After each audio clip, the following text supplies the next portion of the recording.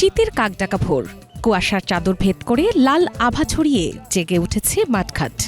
ভেজা ঘাস পেরিয়ে খেজুর গাছের গায়ে দড়ি বেয়ে উঠছেন গাছিরা। একে একে নামছে রসভরা হাড়ি, টলটলে মিষ্টতায় ভরা শীতের উপহার। কাঁধে করে সেই রস নিয়ে যাওয়া হচ্ছে খোলা চুলার কাছে। চুলায় জাল বসতেই ধোঁয়ার সঙ্গে ছড়িয়ে পড়ছে খেজুর গুড়ের মিষ্টি চেনা গন্ধ। এভাবেই যুগ যুগ ধরে নাটোরে তৈরি হচ্ছে দেশের সেরা খাঁটি খেজুরের গুড়। তবে ভেজাল গুড়ের দৌড়ত্বে খাঁটি গুড়ের ঐতিহ্য হুমকির মুখে পড়ছে। অভিযোগ রয়েছে কিছু অসাধু ব্যবসায়ী খেজুর রস ছাড়াই চিনি, কেমিক্যাল ও রং ব্যবহার করে ভেজাল গুড় তৈরি করছেন। বাজারে খাঁটি গুড়ের দামে ভেজাল গুড় বিক্রি হওয়ায় ক্ষতিগ্রস্ত হচ্ছেন প্রকৃত উৎপাদকরা। যে প্রকৃতির যে একটা সুস্বাদু নিয়ামত, এই নিয়ামতকে আমরা সংগ্রহ করে জাল করি, বিক্রি করি, সঠিক পারিশ্রমিক পাচ্ছি না। এটা আমাদের অনেক কষ্ট, আমরা বারবার বলে আসতেছি, কিন্তু এর কোনো নাই। 6 মাসে মোটামুটি ভালো ইনকাম হয়।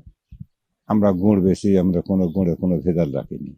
80-85টা গাছ লাগাই, এতে মোটামুটি ধরেন লাখ 1.5 টাকা খরচা হয়, লেবার টেবার সহ করি, এবং ওই সর্বশেষে দেখা যাচ্ছে ওর মধ্যে কিছু লাখখানিক টাকা লাভ থাকে। গাছ লাগাই, রস নামাই, গুড় বানাই, এই আমি কাজ করি, কিন্তু এই তেল দিলে আমার বাড়ির সংসার আরামে চলে।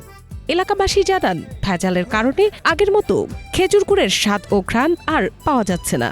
এতে নাটোরের খেজুর গুড়ের সুনাম নষ্ট হওয়ার আশঙ্কা তৈরি হয়েছে।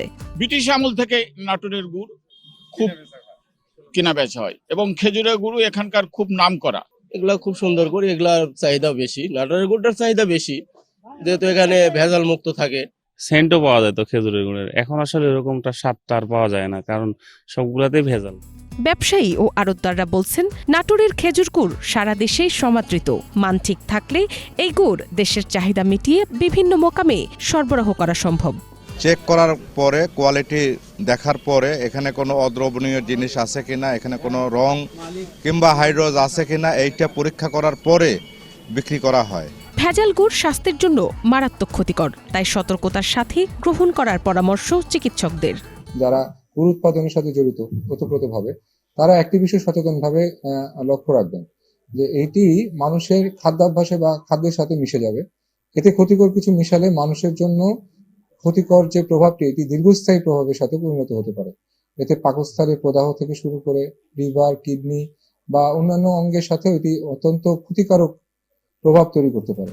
খেজুর গুড়ের গুণগত মান ধরে রাখতে উৎপাদকদের বিভিন্ন পরামর্শ দিচ্ছে কৃষি বিভাগ। আর গুড়ের ভেজাল রোধে সর্বোচ্চ নজরদারি বাড়ানো হয়েছে বলে জানান জেলা প্রশাসন।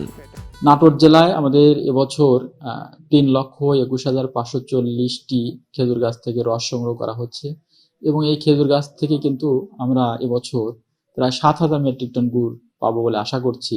এবং যদি বাজার মূল্য হিসাব করি, তাহলে এই খেজুরের গুড়ের মূল্য দাঁড়াবে প্রায় 112 কোটি টাকা। এবং এটার গুণগত মান অক্ষুণ্ণ রাখার জন্য আমাদের জেলা প্রশাসন থেকে বিভিন্ন রকমের কার্যক্রম নেওয়া হয়েছে।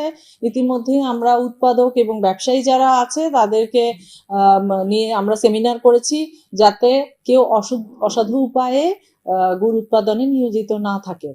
আমরা বিভিন্ন সময়ে খবর পাই যে এখানে বিভিন্ন কেমিক্যালস বা হাইড্রোজ মিশিয়ে যে গুড় উৎপাদনের কথা আমরা শুনতে পাই, সেটার বিরুদ্ধেও নিয়মিত মোবাইল কোর্ট পরিচালনা করা হচ্ছে। উপজেলা প্রশাসন এই ব্যাপারে সক্রিয় আছে।